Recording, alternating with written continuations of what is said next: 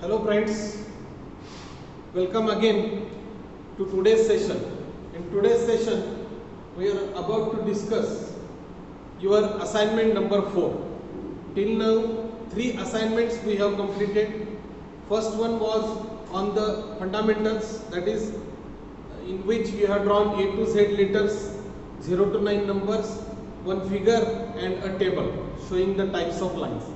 The second was asked to represent it on A2 size sheet. First one was on a sketchbook, A3 size sketchbook. From second onwards, the assignments we expect to complete on the sheet only. Okay.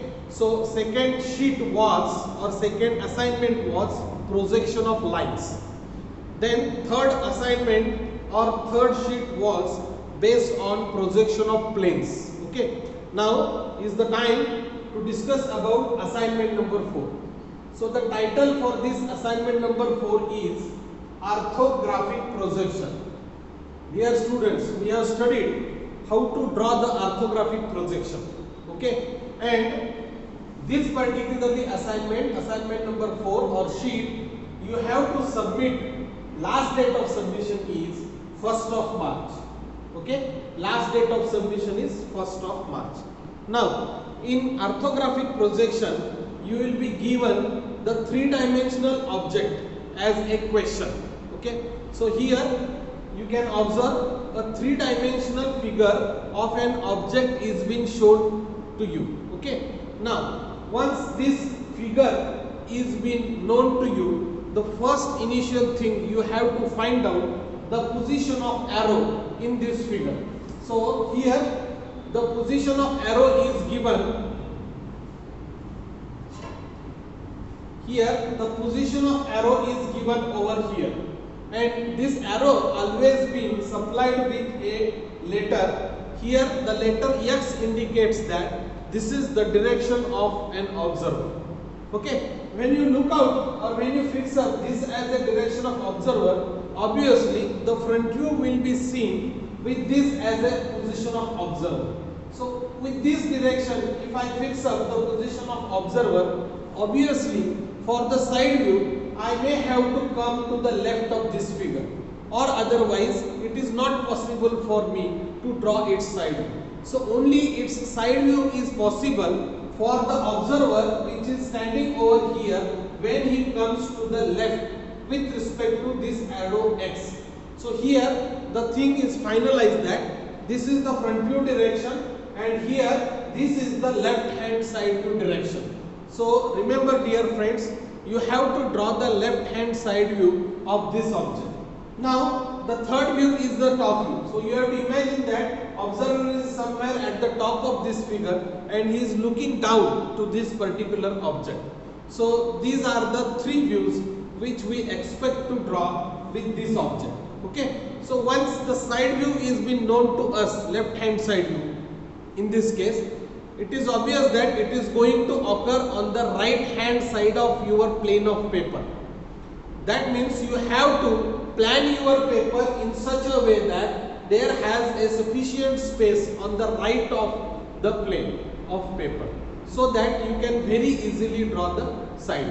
Okay, मित्र, आपल्याला एकदा ही arrow position X कळाली तर ती ऑब्झर्वरची position असते, ही बाब आपल्याला ध्यानात घ्यावी लागते.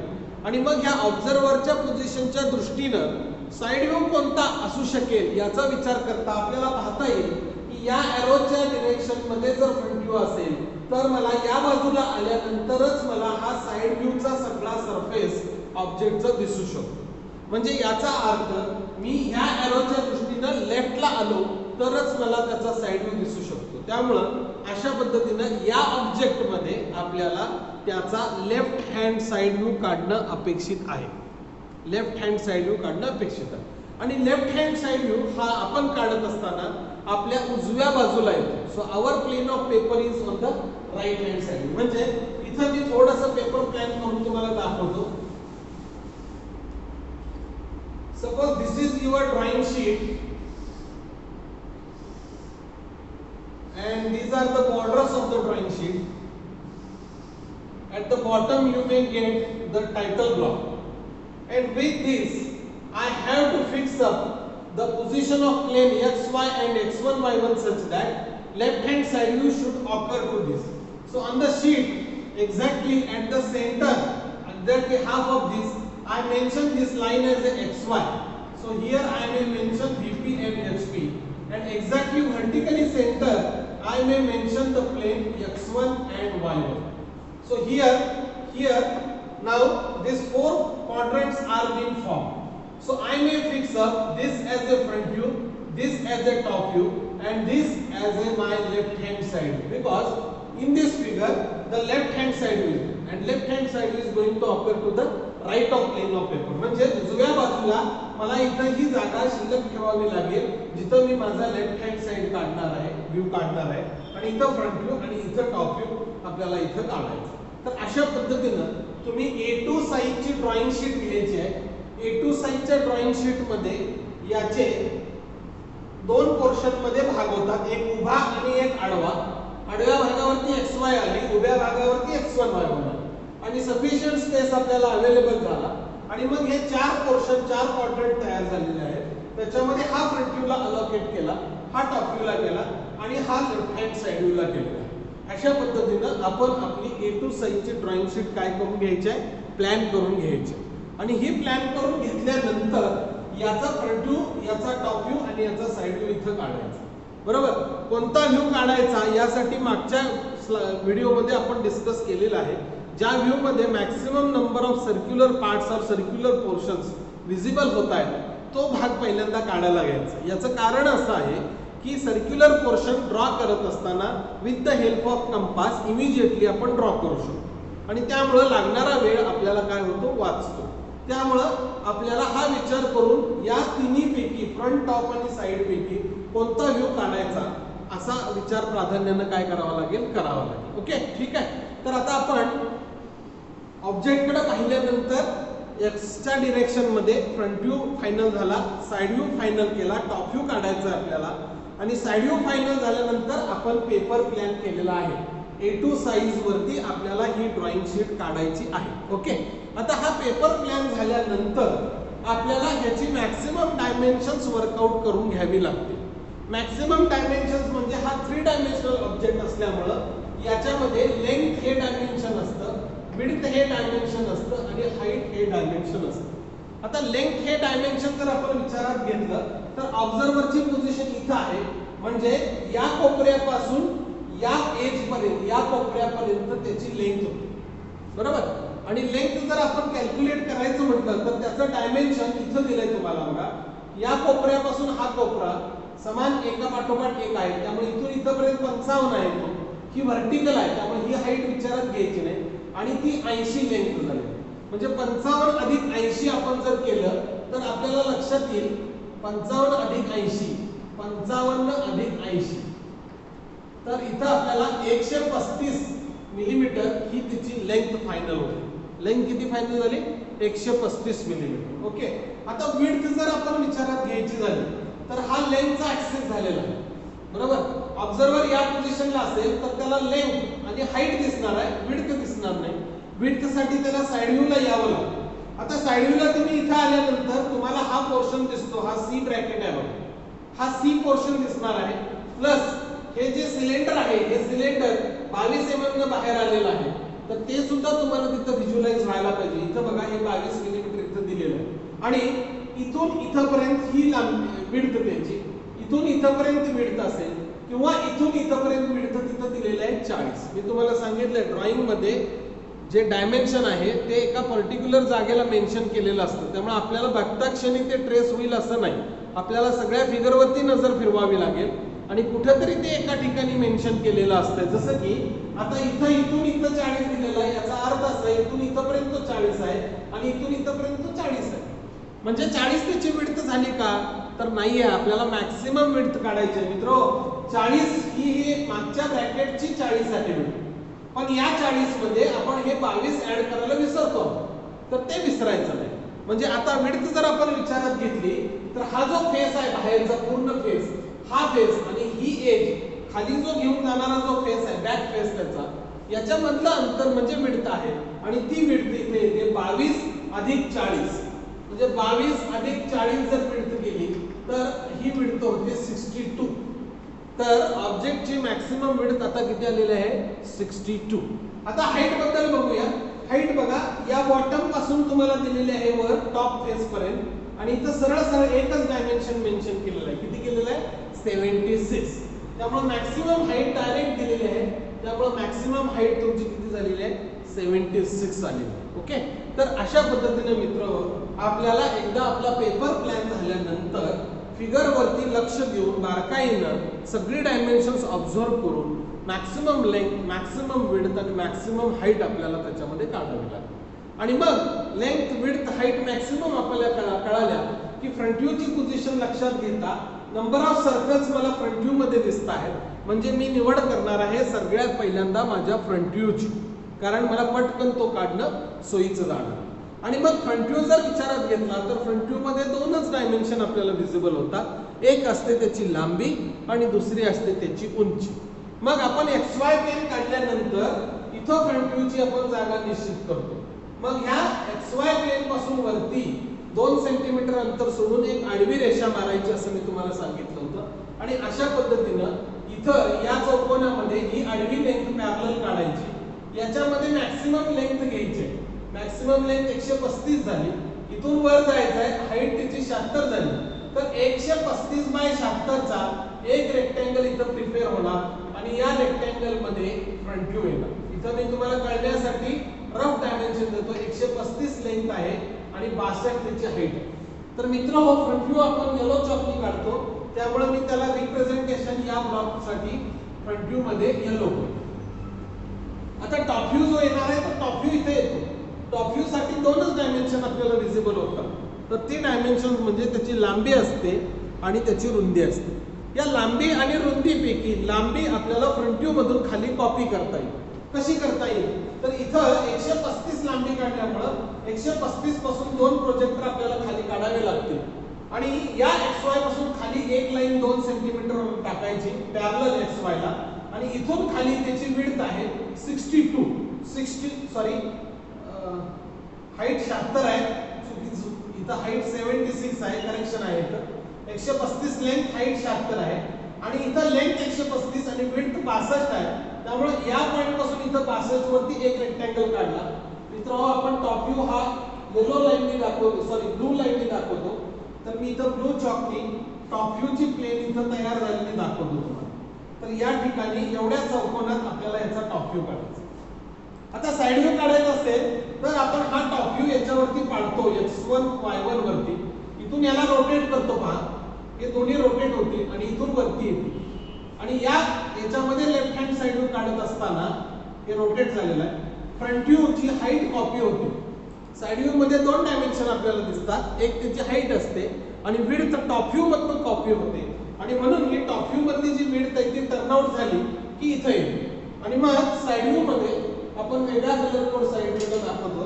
तर इथं हा रेक्टँगल इथं साइड व्ह्यूचा तयार होतो. हा रेक्टँगल जो झालेला आहे या रेक्टँगल मध्ये आपण त्याचा लेफ्ट हँड साइड व्ह्यू काढणार आहोत. मित्रांनो लांबी आणि उंची फ्रंट व्ह्यू मध्ये आली. टॉप व्ह्यू मध्ये लांबी म्हणजे 135च वरची कॉपी झाली. विड्थ टाकली 62. नंतर ही 62 टर्नआउट झाली, रोटेट झाली. तर ही 62 झाली बघा 62 आणि हाईट ही 76 झाली. म्हणजे साइड व्ह्यूचा जो रेक्टँगल येणार आहे तो 62 बाय 76 चा झालेला. अशा पद्धतीनं आपल्याला प्रॉपर फ्रंट व्ह्यू माझा केवढ्यात बसणार आहे, टॉप व्ह्यू माझा काय साइज मध्ये बसणार आहे आणि साइड व्ह्यू काय साइज मध्ये बसणार आहे याचा अंदाज आपल्याला या पेपर वरती करता येतो. तुम्हाला कळण्यासाठी मी हे ब्लॉक डार्क केलेले आहेत, बरोबर. पण तुम्ही काढत असताना हे ब्लॉक थिन लाईन्स मध्येच काढायचे आहेत आणि मग याच्यामध्ये फ्रंट व्ह्यू मध्ये काय दिसतं काय नाही याचा आपल्याला त्याच्यामध्ये काय करावा लागेल विचार करावा लागेल. ठीक आहे, ओके. तर पेपर प्लॅन झाला, मॅक्सिमम डायमेन्शन्स कळाले. Front view, top view, side व्ह्यूच्या डायमेन्शन्स नुसार आपल्याला आता त्याचा व्ह्यू काढायला सुरुवात करायला पाहिजे. ओके, तर सुरुवात आपण याच्या फ्रंट व्ह्यू पासून करणार आहोत. फ्रंट व्ह्यू साठी याचं readymade solution along with 3D object म्हणजे प्रॉब्लेम आणि त्याचं सोल्युशन याचा सेपरेट PDF मी तुम्हाला ग्रुपवरती WhatsApp ग्रुपवरती शेअर करणार आहे. त्यामुळे तुमच्या समोर सोल्युशन असणार आहे, लक्षात घ्या. पण तुम्ही त्याची मिरर कॉपी करायची नाही, तुम्ही ते समजून घ्यायचं आहे आणि आपण काढायचं आहे आणि काढलेलं सोल्युशन तुम्ही काढलेलं ड्रॉइंग या दिलेल्या सोल्युशनशी जुळवून पाहायचं आहे. की आपल्याला कुठल्या गोष्टी काढता आलेत, कुठल्या गोष्टी काढता नाही आल्या. समजा एखादी गोष्ट इमॅजिन करून राहिली असेल, काढता आली नसेल, तर ती आपल्याला सोल्युशनमध्ये कळेल, मग ती त्याच्यामध्ये तुम्ही ड्रॉ करायचं. ओके, ठीक आहे. तर आता आपण पहिल्यांदा ऑब्जेक्टकडे जाऊया. ऑब्जेक्ट पहिल्यांदा बघूया आणि फ्रंट व्ह्यूच्या डिरेक्शनने आपल्याला काय काय सरफेस दिसतात याचा अंदाज घेऊन आपण तो फ्रंट व्ह्यू काढू. बघा, ऑब्झर्व्हरची पोझिशन इथं आहे. आता ह्या ऑब्झर्व्हरच्या पोझिशनमध्ये आपण जर इमॅजिन केलं स्वतःला उभे आहोत असं, तर सुरुवात आपल्याला होत असताना फ्रंट व्ह्यू मध्ये लांबी आपल्याला पूर्ण दिसते. म्हणजे आपल्याला फ्रंट व्ह्यू मध्ये जो सरफेस दिसणार आहे तो बघा, मी इथून काढतो लेंथ वाईज, इथून इथं जाणार, इथून खाली येणार, इथून तो खालून ह्याच्या गेलेला आहे आणि तो इथून वर आलेला आहे आणि मग अशा पद्धतीनं हा एक पूर्ण प्लेन तुम्हाला त्याच्यामध्ये दिसणार आहे. बरोबर.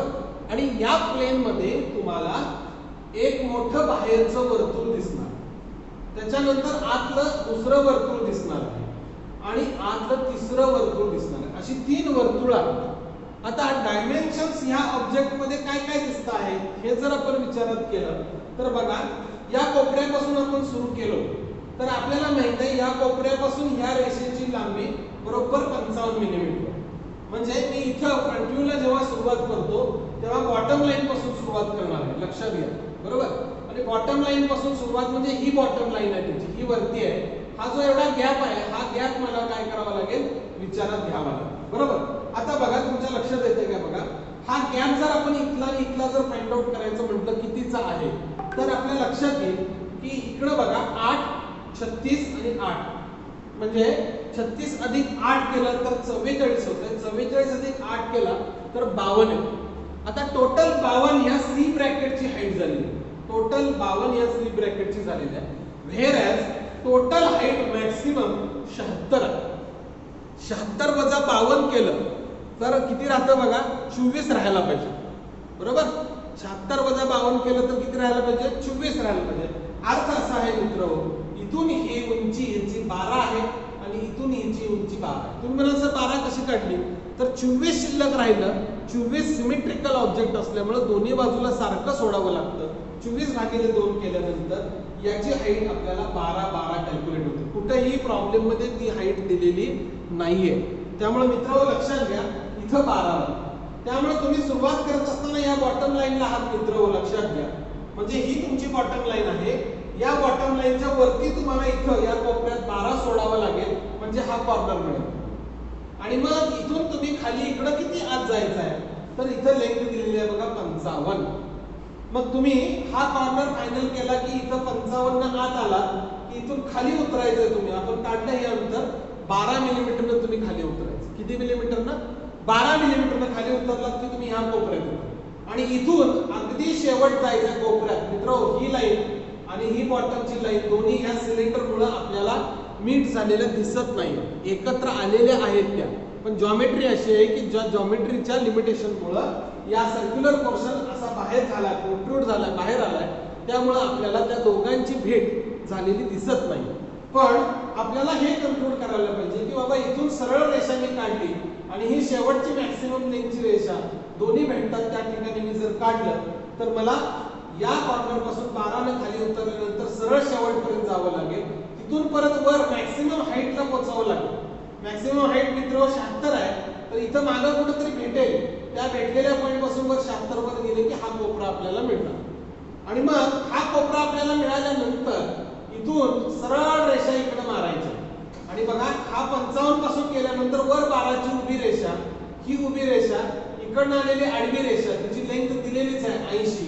तर दोघांची भेट इथं झाली की मित्र हा जो पोर्शन आपण इथून काढायला सुरुवात केली, इथून खाली उतरलो 12 ने, हा सरळ इकडे वाढवला, हा शेवटच्या लाईन पासून आलेला आहे. दोघांची भेट इथं झाली. इथून वर आलो, इथून परत 80 ने आलो, परत 12 ने खाली आलो आणि मग इथं येऊन याला मीट केलं. अशा पद्धतीनं फ्रंट व्ह्यू मध्ये आपल्याला हा जो मागचा फेस आहे सगळा तो आपण काढला. आता हा काढल्यानंतर लक्षात येतं का बघा, हा काढल्यानंतर आपल्याला ही वर्तुळ सगळी काढायची. आणि ही वर्तुळ काढायची असेल तर वर्तुळाला काय असतो, लोकस असतो. त्याचा काय असतो, सेंटर असतो. आणि तो सेंटर म्हणजे हा केंद्रबिंदू आपल्याला इथं मिळवावा. हा केंद्रबिंदू जर आपण पाहिला तर आपल्याला लक्षात येतं की हा केंद्रबिंदू म्हणजे ही सेंटर लाईन आलेली आहे बघा. ही सेंटर लाईन इकडून इकडे गेलेली आहे आणि ही सेंटर लाईन. या दोघांचा जो मीटिंग पॉइंट आहे तो इथं आहे आणि हा तिथं त्याचा केंद्रबिंदू आहे. ओके, आता हा केंद्रबिंदू मिळवायचा कसा? हा केंद्रबिंदू मिळवण्यासाठी आपल्याला हे बघा, ही जी वरची उभी सेंटर लाईन आहे ती तुम्ही इथून याच्या मागे रेफर केला तर लक्षात येईल तर 40 हे डायमेन्शन दिले. म्हणजे ह्या आउटर मोस्ट इकडच्या राईट मोस्टच्या कॉर्नर पासून इकडे 40 वरती एक उभी सेंटर लाईन आपल्याला काढावी लागेल आणि त्या सेंटर लाईनला, उभ्या सेंटर लाईनला मीट होणारी ही आडवी सेंटर लाईन जी आहे ती आडवी सेंटर लाईन हा जो टोटल 76 आहे या 76 ला सेंटर मध्ये आहे. मी काय म्हणतोय लक्षात घ्या मित्र, या 76 ला ती सेंटर मध्ये आहे, ती या डिस्टन्सला सेंटर मध्ये नाहीये. हे डिस्टन्स आपण काढलं होतं, हे किती आलं होतं आपलं 52 आलं होतं. तर 52 चा सेंटर काढायचं नाही आपण मित्र, तर आपण ह्या टोटल हाईट 76 चा सेंटर लाईन काढायचं. मग ही 76 ची सेंटर लाईन म्हणजे 38 वर येणार. ही 38 वर या कॉर्नर पासून वरती 38, या कॉर्नर पासून हा बॉटम आहे इथं बघा 76 इथं दिलंय, इथून वर 38 वरती आडवी सेंटर लाईन आणि या कोपऱ्यापासून इकडे आलेली 40 ची सेंटर लाईन दोघांचा मध्य इथे मिळाला की आपल्याला केंद्रबिंदू मिळाला. सगळ्यात पहिल्यांदा छोटं वर्तुळ काढायचं. हे छोटं वर्तुळ, या छोट्या वर्तुळाला आपल्याला काढायचं असेल तर याचा डायमीटर इथं मेन्शन केला 515. म्हणजे हा केंद्रबिंदू धरून 7.5 मिलीमीटर आपण त्रिज्या कंपास मध्ये घ्यायची आहे, कारण डायमीटर त्याचा 15 आहे मित्र. 7.5 मिलीमीटर त्रिज्येचं एक वर्तुळ काढायचं आहे, कारण ऑब्झर्व्हरला या दिशेनं फक्त हे वर्तुळच दिसणार आहे. यानंतरचं बाह्य वर्तुळ हे जे आहे हे दिसणार आहे, हे दिसणार आणि हे बाह्य वर्तुळ आपल्याला जर काढायचं असेल मित्र हो तर त्याचा व्यास आपल्याला दिलेला आहे. हा एरो बघा इथे टच होतो याला 50 आहे, म्हणजे त्रिज्या झाली 25. दुसरं वर्तुळ आहे त्याची त्रिज्या 25 येणार आणि त्या 25 न आपल्याला ते वर्तुळ काढावं लागेल. ओके, आणि तिसरं वर्तुळ तुम्ही बाह्य वर्तुळ सगळ्यात जर मोठं बघितलं असाल तर त्याचा व्यास 70 आहे, त्यामुळे 70 मिलीमीटर व्यास म्हणजे 35 मिलीमीटर त्रिज्या आहे. तिसरं वर्तुळ हे केंद्र मानून 35 मिलीमीटर त्रिज्येनं आपण ते वर्तुळ काढायचं. अशा पद्धतीनं आपल्याला फ्रंट व्ह्यू मध्ये जो भाग दिसतो तो आपण सगळा कंटिन्युअस लाईन मध्ये विदाउट लाईन ब्रेक करता आपण काढायचा. तर हा भाग आपल्याला लक्षात आला असेल तर पहिल्यांदा मी हा मागचा सगळा पूर्ण फेस तुम्हाला एक्सप्लेन केला आणि मग ह्या वर्तुळांविषयी आपण एक्सप्लेनेशन केलेलं आहे. आता एवढंच दिसतंय म्हणून काढलं, पण ज्या गोष्टी दिसत नाही त्याही काढायला पाहिजेत मित्र. दिसत नाही काय याचा जर तुम्ही विचार केला तर तुमच्या लक्षात येते का बघा, हे जे सी ब्रॅकेट आहे, जसं या बॉटम पासून तुम्हाला आत गेलेला हा फेस दिसतो, त्याचा फेस आहे तो पूर्ण आत गेलेला आहे, तसाच ही एज सुद्धा या फेसला पॅरलल खाली एक फेस घेऊन जाते मित्र. आणि हा जो फेस आहे हा फेस तुम्हाला थ्रू आउट दाखवावा.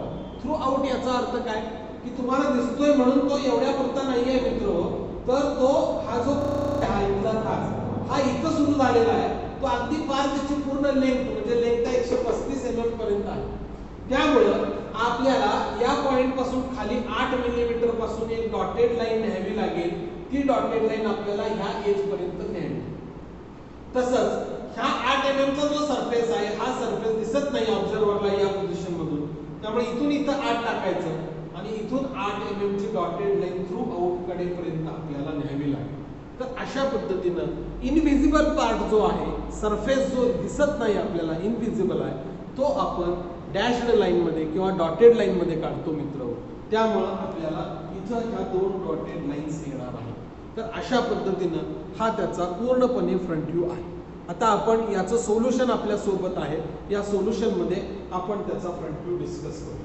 बघा मित्र, मी सांगितलेल्या पद्धतीनं या कॉर्नर पासून तुम्ही सुरू करायचं आहे.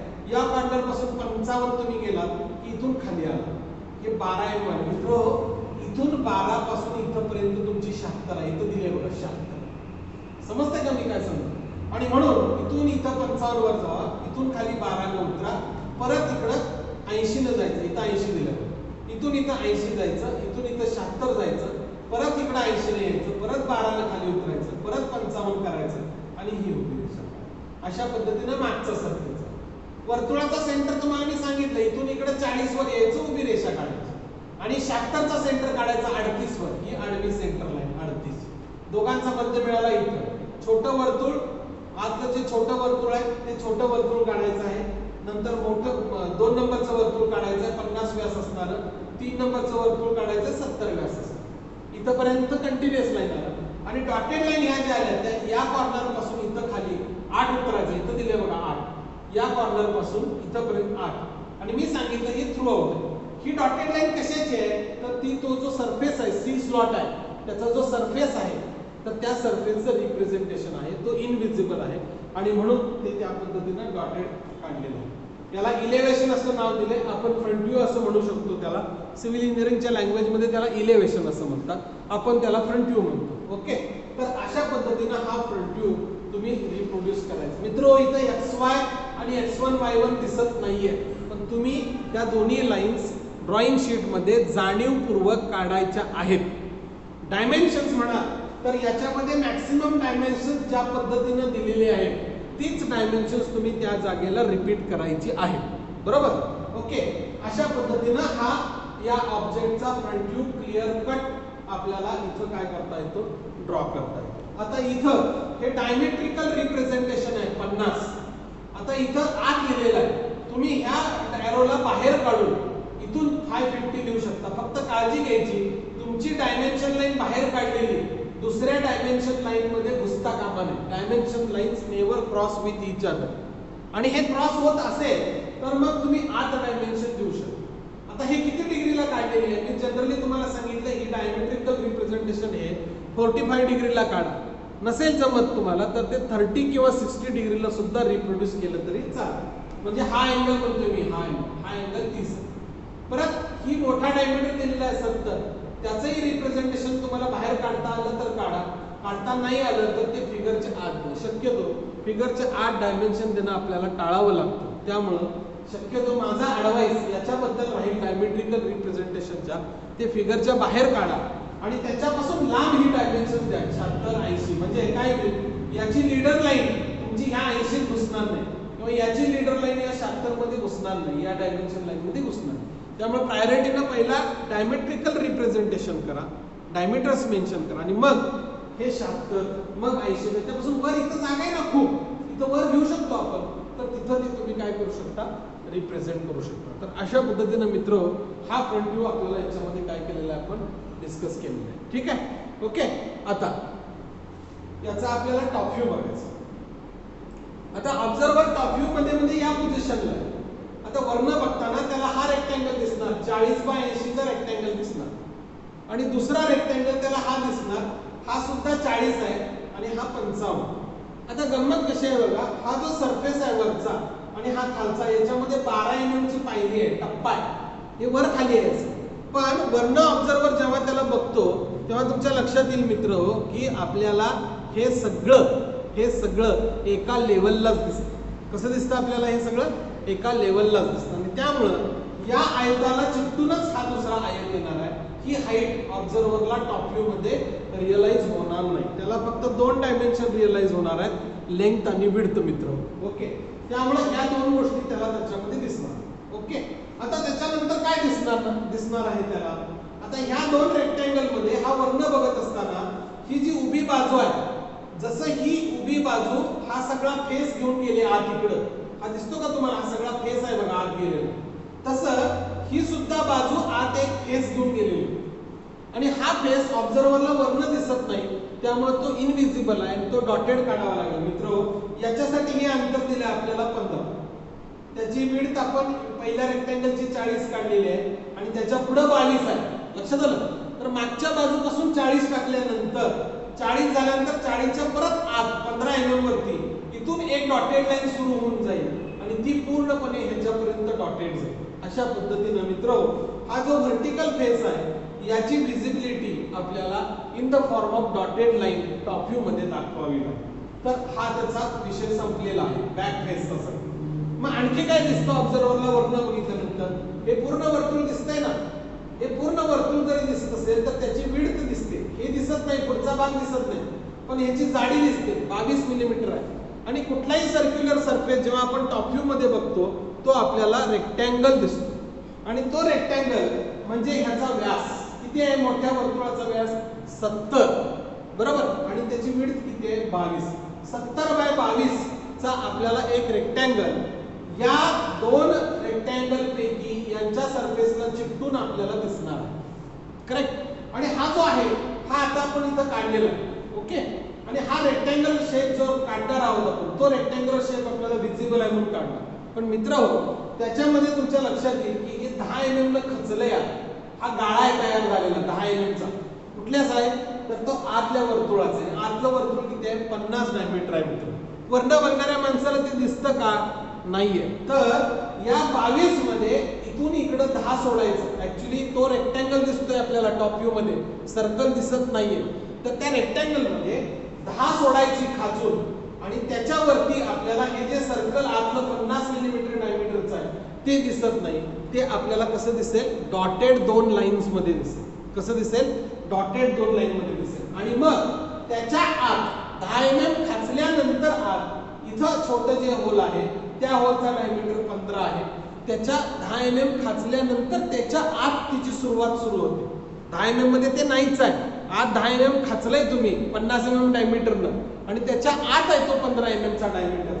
आणि त्याच्या 2 डॉटेड लाईन्स उरलेल्या पोर्शन मध्ये आपल्याला काय कराव्या लागतील काढाव्या लागतील. तर अशा पद्धतीने मित्र हे जे सर्क्युलर पोर्शन जो बाहेर आलेला आहे प्रोट्रूड आलेला आहे त्याचा टॉप व्ह्यूचं इंटरप्रिटेशन आपल्याला करावं लागेल. ठीक आहे. आता बघा सोल्युशन इथं करेक्ट. आता हे लेंथ ही वरची जी आहे पूर्ण ती कॉपी झाली 135 इथं. मग इथं आलो ही लाईन काढली आपण. इथून इथं 40 म्हणजे हा मागचा सरफेस आहे लक्षात घ्या. हा 40 बाय 135 चा चौकोन झाला. 2 आयत जे चित्तून येणार तुम्हाला म्हटले तर तो हा एक आयत आहे आणि याच्यामध्ये दुसरा आयत हा आहे. हे 2 आयत एकमेकाला चित्तून झाले. ती जी व्हर्टिकल फेस होती जी आत एक घेऊन जात होती फेस एज तर ती ही डॉटेड आलेली आहे. ही डॉटेड. आता ही डॉटेड म्हणजे इथून इथं तुम्ही टाकलेली डॉटेड लाईन आहे. जरा मेन फिगर मध्ये जाऊया आपण. ही डॉटेड लाईन कुठे आली तर ही लाईन. कुठली लाईन आहे तर ही 15 mm वरती इथून 15.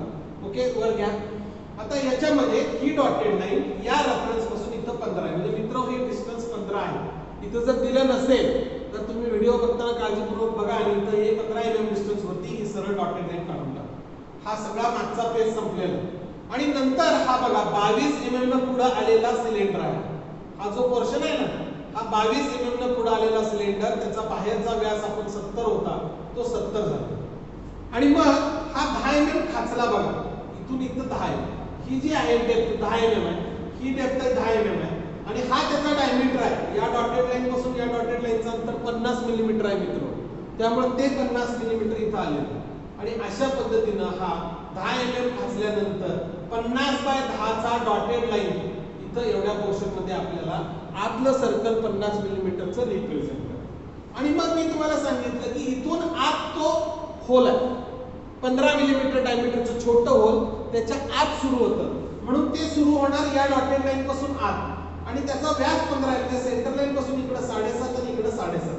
हे टोटल जेवढं आहे 70 त्याचा सेंटर लाईन काढलेला आहे 35 वरती मित्र. ही सेंटर लाईन आहे मधली ही 35 वर आहे.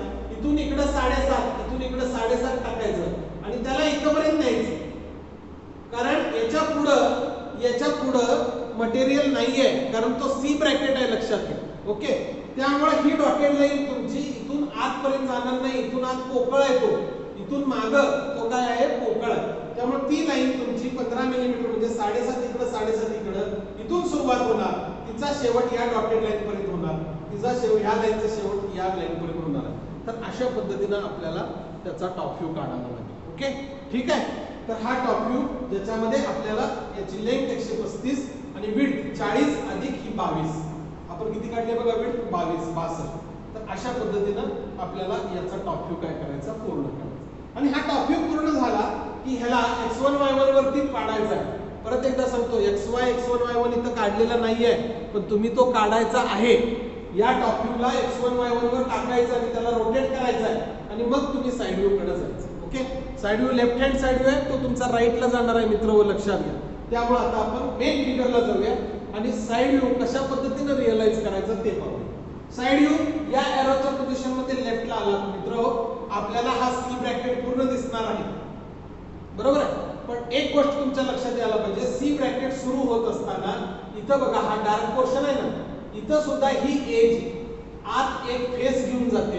तो फेस सुद्धा तुम्हाला एका रेक्टँगलच्या फॉर्म मध्ये दिसणार आहे मित्र. टोटल हाईट त्याची 76 आहे. वेरस हा आपण काढलेला तो 36 अधिक 8 44 एक्केचाळीस आणि 8 52 होता मित्र, लक्षात घ्या. आणि राहिलं किती, मग 76 मधून आपण 52 केलं वजा तर 24 राहिलं होतं. तर हे मित्र 12 आलं होतं. म्हणजे 12 बाय त्याची टोटल विड्थ किती आहे इथं 40 आहे. किती आहे इथं 40. 12 बाय 40 चा एक रेक्टँगल तुम्हाला पहिल्यांदा दिसणार आहे आणि त्या रेक्टँगल वरती हे तुम्हाला सी ब्रॅकेट दिसणार. त्या रेक्टँगल वरती तुम्हाला हे सी ब्रॅकेट दिसणार. आणि नो डाऊट आपल्याला हा सिलेंड्रिकल सरफेस सुद्धा एका रेक्टँगलच्या फॉर्म मध्ये दिसणार आहे. त्याच्यामध्ये हे आतलं 50 मिलीमीटरचं जे होल आहे ते डॉटेड दिसणार आहे. त्याची डेप्थ 10 ठेवायची आहे आणि तिथून आत 15 मिलीमीटर डायमीटरचं होल थ्रू म्हणजे या थिकनेस पुरतच दिसणार आहे. 15च्या थिकनेस पुरतच आपल्याला ते दिसणार आहे. त्यामुळे साइड व्ह्यू मध्ये हा सी ब्रॅकेट, हा खालचा रेक्टँगल 12 बाय 40 चा, हा वरचा रेक्टँगल 12 बाय 40 चा आणि त्याचबरोबर आपल्याला हा मोठा सिलेंडर रेक्टँगलच्या फॉर्म मध्ये आतलं सर्कल डॉटेड 10 mm डेप्थला, तिथून त्याच्या पुढे सुरू होणारं 15 mm डायमीटरचं होल आतल्या सरफेस पर्यंत म्हणजे या सरफेस पर्यंत आपल्याला दाखवावं लागतं. तर अशा पद्धतीनं साइड व्ह्यू त्याचा आहे. आता साइड व्ह्यू मध्ये आपण जाऊन बघूया. साइड व्ह्यू मध्ये आपल्याला क्लिअर कट दिसेल हा सी ब्रॅकेट मित्र. हा बघा, हा 12 बाय 40 चा हा एक रेक्टँगल खालचा, हा रेक्टँगल तसाच डुप्लिकेट इथं आला, या पद्धतीने आला, बरोबर आहे. त्यानंतर हे सी ब्रॅकेट आलेलं आहे बघा, हे सी ब्रॅकेट. अशा पद्धतीने ही सगळी असेंबली जी आहे ही असेंबली मागच्या फेसची आहे सगळी एवढी, बरोबर. आणि आता याला चिकटून हे जे आलेलं आहे 22 चं हे सिलेंडर आहे. 22 हे सिलेंडर मोठा डायमीटर त्याचा जो दिलेला आहे तर त्या डायमीटरचं ते सर्कल आहे आणि ते सर्कल म्हणजे इथं रेक्टँगलच्या फॉर्म मध्ये दिसतं. ओके. त्यानंतर हा त्याच्यात 50 mm चा होल आहे, तो खाचला इथं 10 mm न, इथं 10 mm दिले बघा आणि इथून इकडे हा सुरू झाला तर हा 15 mm चा होल हा इथून इथपर्यंत, कारण ह्याच्या पुढे मटेरियल नाही आहे, इथं पोकळ आहे, त्यामुळे हा 15 मिलीमीटरचा होल दोन्हीकडे 7.5 7.5 सोडून इथून सुरू होतो तो इथं संपतो, इथून सुरू होतो तो इथं संपतो. तर अशा पद्धतीनं त्याचा साइड व्ह्यू आहे. मित्रांनो लक्षात घ्या, हा जो सगळा बाहेरचा पोर्शन आहे ज्याच्यावर मी आता पट्टी फिरवतोय तो त्या सिलेंडरशी रिलेटेड आहे आणि हा जो पोर्शन सगळा जो आहे तो सी ब्रॅकेट आहे. हा सी ब्रॅकेट त्याच्या वरचा रेक्टँग्युलर फेस, हा त्याचा खालचा फेस, दोन्ही फेस एकमेकाला ऍडजस्टंट आहेत, चिकटून आहेत, म्हणून ही कॉमन वॉल म्हणजे एक कॉमन लाईन याच्यामध्ये काय झालेली आहे तयार झाली. हे जे होल आहे ते 50 मिलीमीटर डायमीटर आहे, म्हणजे इथून सेंटर लाईन पासून इथं 25, इथून इथं 25, डेप्थ तिची 10 आहे, इथपर्यंत त्याचा विषय संपतो आणि मग हे 15 mm चं होल इथं सुरू होतं 7.5 7.5 ते या फेसला सुरू होतं ते या फेसला संपतं, त्यामुळे त्याला इथून इथपर्यंत आपण सरळ सरळ वाढवायचं. तर अशा पद्धतीने मित्रांनो त्याचा साइड व्ह्यू येणार आणि हे सगळं काढल्यानंतर खाली फर्स्ट अँगल मेथडचा सिम्बॉल आपण त्याच्यामध्ये काय करायचा आहे काढायचा. ओके. तर अशा पद्धतीनं तो जो ऑब्जेक्ट आहे तो ऑब्जेक्ट त्याचा front view, top view, side view along with dimension, along with first angle मेथडचं सिम्बॉल आपण A2 साइजच्या ड्रॉइंग शीट वरती काढायचा आहे. ही आपली असाइनमेंट नंबर 4 आहे जी तुम्ही ड्रॉइंग शीट वरच काढायची आहे.